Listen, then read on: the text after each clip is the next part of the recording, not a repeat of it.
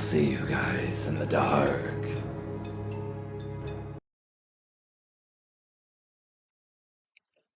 I live in Mexico City, but for this story, I was in Brazil, Venjedo to be exact. The reason we were there was because my father used to work as an international delivery service and often had to leave the country for work. In this situation, he had to live in Venjedo, but he was to stay there for 3 years, so my parents had decided to all move us there for 3 years, mainly because my mother is Brazilian, and they wanted us to get in touch with our Brazilian roots. My first encounter with the strange man was in November, a few months after we had moved there. My mom was driving my sister and I to school. It was a small town that we had lived in. Around 1,000 people lived in the area. Despite that, I remember clearly that day having some of the worst traffic ever. It was at that moment that my sister, she must have been 13 years old around the time, noticed a man dressed as Santa Claus near a pharmacy. My mom and I also looked at this man, but didn't think nothing was wrong. We were in the mid-November. Christmas sales were starting, and there were some people dressed as Santa Claus that we had noticed in stores. But after a few minutes of waiting for a red light that never seemed to turn green, my sister and I noticed the man was walking or entering a store, but he was staring at the cars. I don't remember anything after that. The second time I saw him was around February, around a week after my birthday. My mom had picked us up from school, and we're going up a hill towards our house. That's when I noticed the man. But now I was perplexed because it was February, and he still had the Santa Claus outfit on. I remember clearly his face, because he was staring at our car. And even though we were started driving away, his body followed the direction of the car. It was at that time that I started to have nightmares. So I slept in my sister's room, even though I had my own bedroom at the time. I was just too scared for that year. I stayed with my sister. My house inside was a condominium on the side of the hill. There were only 3 streets back to back, and on the last street was a fence with a forest expanding from the top of the last street, and it went all the way to the bottom of the hill. My house was at the very bottom of the street, overlooking the forest. And worst of all, it was facing a door on the fence that opened up to the forest. I had these nightmares that a killer would exit the woods, see our house, break in, and then murder everyone inside of the house while making me watch. I think these nightmares influenced my thoughts when I saw the strange man for the third and final time. It must have been around July or August, because I know that we were on vacation. It was nighttime, and my family and I were having dinner and playing board games. That is when we heard our door knock frantically. My dad had stood up and went to open up the door. He opened it to see our neighbor who happened to look really scared. She was with her son, Pedro, and asked if we could take her son for a few minutes. My parents, of course, had agreed. My dad decided to accompany her to the house to help her out on whatever had happened. I sat with Pedro, pressuring him for details. Told me that his mom had picked him up from a friend's house. They went to their house, but before opening the front door, his mom had saw a window open, and from inside could hear someone's footsteps. Her husband stayed at the house while she went out, but he was a firefighter and had been called in because of a fire had started somewhere. So he left a little while later. And that's what he told his wife when she called him. So she called the security guard. And that is when she decided to bring him to us. Then Pedro decided to share a story with me. I'm sure that it was fake, and his objective was to scare me. And it worked. He said that a few years back, an escaped prisoner had gone into the woods in front of the condominium and managed to break the lock of the gate. When he broke in, the house that we currently were occupying, he had gone in and murdered the family.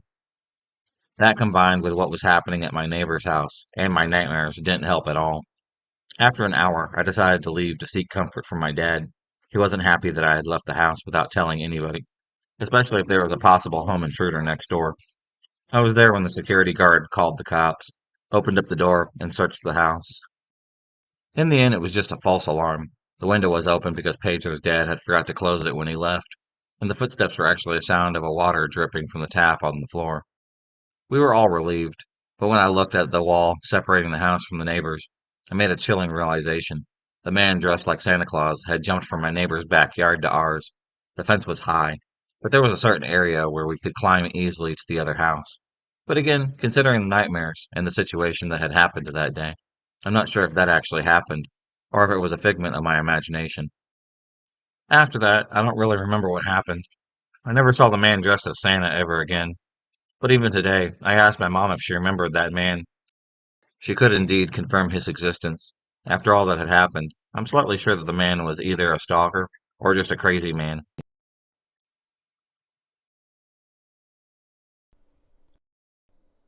Here's some background.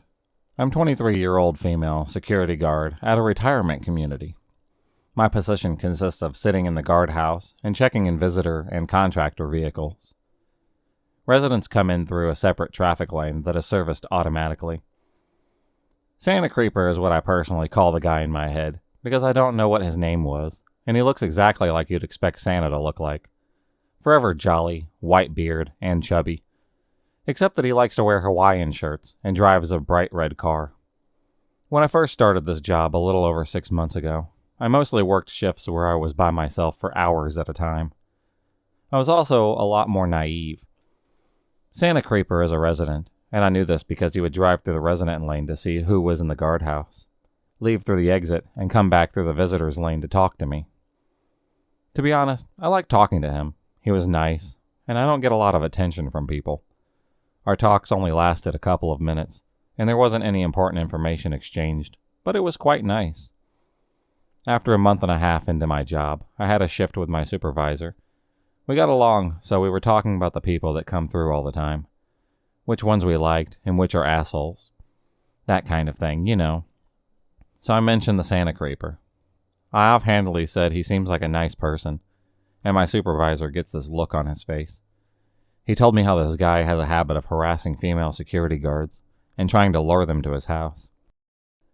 He tells me some of the things he had said, and I'm revolted. I completely trust my supervisor, so I believe him and decide to distance myself from the guy. The Santa Creeper gets to the point where after the first couple of times I brush him off and stop seeing him for a couple of weeks. I don't think he'll be back. I was wrong. 3 weeks later, he pulls up and starts talking to me. I didn't notice it was him because he decided to drive a different vehicle from usual, and it's dark out. He starts talking to me about a job at his house. I ask him what the job is, and he just says, "Oh, you'll see," and then winks at me. He then insists that I come with him right now so that he can show me. I refuse, saying that I can't leave my post, and he can see that I won't be persuaded, so he just leaves pretty easily. About a week later, I see him again. He winks at me and says a sweet for a sweetie and gives me a Hershey kiss. I instantly am suspicious, but I thank him and he leaves. I open it and it doesn't look right, so I throw it away. I saw him drive by in the resident lane a few times that night. He waves at me each time. A few more weeks later, he comes by, and his wife is in the car with him this time. He tries to make conversation with me, saying how pretty I am, and how lucky my boyfriend must be. His wife is just staring straight ahead, not reacting at all. He leaves when a car pulls up behind him. It was pretty bizarre. I see him again a few days later, and he gives me another Hershey kiss, this time saying, "You look like you'd use some sugar," and winking before driving away. I was too busy to watch to see if his car drove past again. I didn't bother opening it. I just tossed it as soon as he was out of sight. I have another shift with my supervisor, and I tell him what's been going on. He looks pissed and says that he's going to have words with the Santa Creeper. Later that day, he sees him driving up and tells me to go into the back and talk with him. I don't hear what they said, but I do know what I didn't see when he came back again until after supervisor gets fired. For bullshit reasons. He was great at his job, and people still talk about how they miss him. With the new supervisor, I was assigned a day shift, so when I see Santa Creeper, he has to behave because there's always another guard on duty. I don't typically deal with him either. I let the other guard do it. I strongly dislike my new supervisor. He's aggressive, unintelligent, and an ass kisser. And I've grown to hate the company, partly because of how they fired my previous supervisor and the job, so that I will be leaving mid-June for a new one. Well, I pull up today to start my shift, and I see SC and the current supervisor talking. SC pulls away before I park my car. I'm instantly suspicious, so I ask my supervisor what they talked about. My supervisor, who is aware of the problems I've had with this guy, turns to me and cheerfully says, "Oh, he heard you were leaving and wanted to know when you were leaving." I asked him if he told him.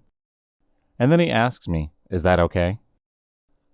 I'm not too concerned about the Santa Creeper and what he might do, because I'm never alone now.